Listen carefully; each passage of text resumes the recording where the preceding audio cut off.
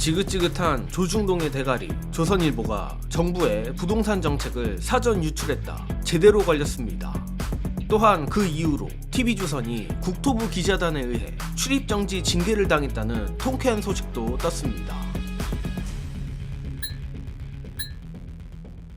TV조선이 10.15 부동산 대책 발표 전 규제지역이 명시된 보도자료를 유출해 국토교통부 기자단, 다시 말하지만 같은 기자단으로부터 출입정지 6개월 징계를 받게 됐습니다.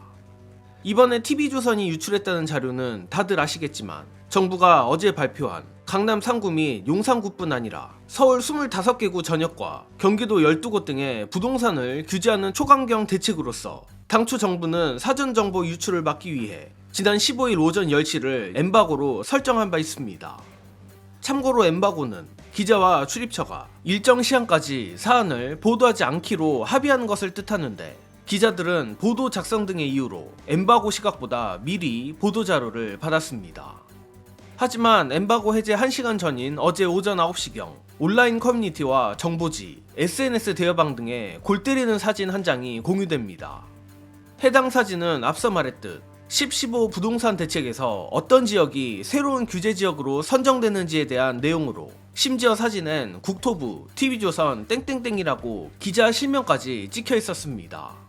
빼박 TV조선에서 자료가 유출됐다고 밖에 볼 수 없는 것입니다.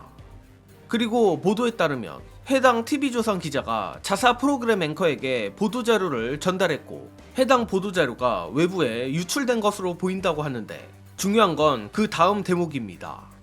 국토부 출입기자단은 이에 어제 투표를 거쳐 TV조선의 국토부 기자단 출입정지 6개월 징계를 결정했다고 하며 기자단 소속 57개 언론사 중 55개 소속 출입기자가 1명씩 참여한 투표에서 39명이 6개월 출입정지, 8명이 1년 출입정지, 8명이 기자단 퇴출에 투표했다고 합니다.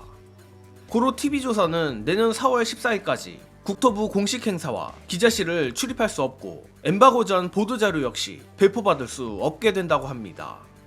자, 솔직히 저로선 기자단 퇴출이 아니라 고작 6개월 출입정지라는 가벼운 징계를 준 것에 대해 못마땅한 게 사실입니다. 다만 TV조선의 해명에 따르면 해당 기자가 직접 외부에 유출한 것이 아닌 TV조선 내 앵커가 자료를 받아 외부에 유출한 것으로 보이고 유출 추정 시각이 엠바고 해제 시각과 1시간 정도로 짧았다고 하여 이 점들이 기자단 내 기자들에게 어느 정도 참작이 된 것 같습니다.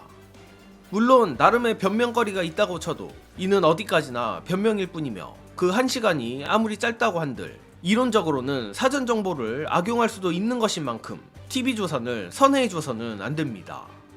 그럼에도 덕분에 TV조선은 내년까지 국토부와 부동산 관련 정보들, 특히 중차대한 부동산 정책이 나오는 시기에 치명적인 페널티를 받게 됐는데 그와 별개로 이번에 TV조선은 사실 운 나쁘게 걸린 것일 확률이 높고 아마 지금까지 드러나지 않은 기자들의 일탈 행위는 더욱 많을 거라 봅니다.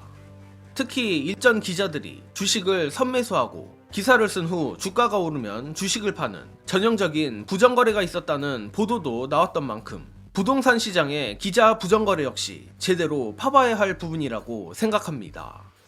다만 썩어빠진 언론의 문제는 사전정보 취득을 통한 부정거래뿐 아니라 무엇보다 특정 세력과의 유착이 핵심입니다. 예컨대 내란숙이 윤석열을 대통령으로 만들어준 것도 결국 진보 보수를 가리지 않는 썩어빠진 친검 언론 덕이 컸으며 검찰의 시대가 저물어가니 이젠 검찰의 똥을 받는 게 아니라 법원의 똥을 받고 있는 중입니다. 그 중에서도 어제 국감에서 나온 대법원의 기록검토 부분이 조희대법원의 급소를 건드린 모양인지 아주 민주당의 현장 국감에 조중동이 일제히 발작하고 있습니다. 관련해 이 부분은 중요한 영상 보시고 오겠습니다.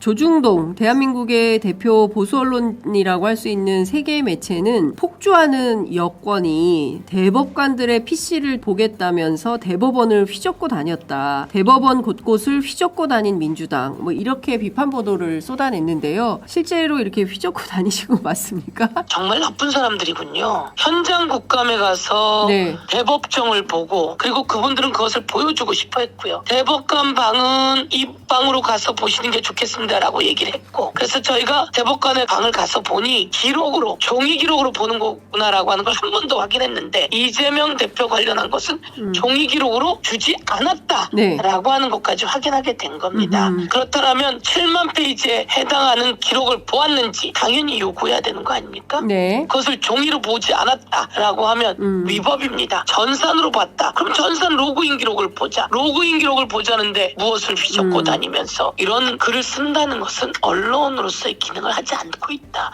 이렇게 볼 수 있을 것 같습니다. 어제 영상에서도 말씀드린 부분이고 서영교 의원도 지적한 부분인데, 대법원이 당시 형사소송법에 맞게 7만 쪽에 이르는 사건 기록을 종이문서로 검토했는지 확인하기 위해 인쇄 기록을 내라는 것, 또는 현행법 위반이지만 종이문서 검토가 아니라면 전자문서 열람 로그 기록을 내라는 것, 이는 대법관들의 PC를 턴다거나 재판 독립을 침해하는 것과 아무 관계가 없습니다. 까놓고 몇 날 몇 시 몇 분에 몇 장이나 인쇄했다는 기록이 재판이랑 도대체 무슨 관계입니까? 그럼에도 간만에 조중동이 한마음 한뜻이 되어 이 문제에 대해 법원 수호에 나섰다는 건 바꿔 말해 이 부분이 급소라는 뜻입니다. 즉, 국회로선 종이문서 인쇄 기록이나 전자문서 열람 로그 기록 요구에 대해 거리낄 이유도 없고 망설여서도 안 됩니다. 또한 오히려 요구를 안 하고 자료를 받아내지 못하면 국회의 본래 직무인 견제와 감시 의무를 안 하는 것이라 국회가 직무유기를 했다고밖에 볼 수 없습니다. 그렇게 적어도 이번 정부와 국회는 언론에 끌려다니기만 했던 문재인 정부의 치명적 실수를 반복하지 않길 바라며 이번 소식은 여기서 마칩니다. 영상 봐주신 여러분 감사합니다.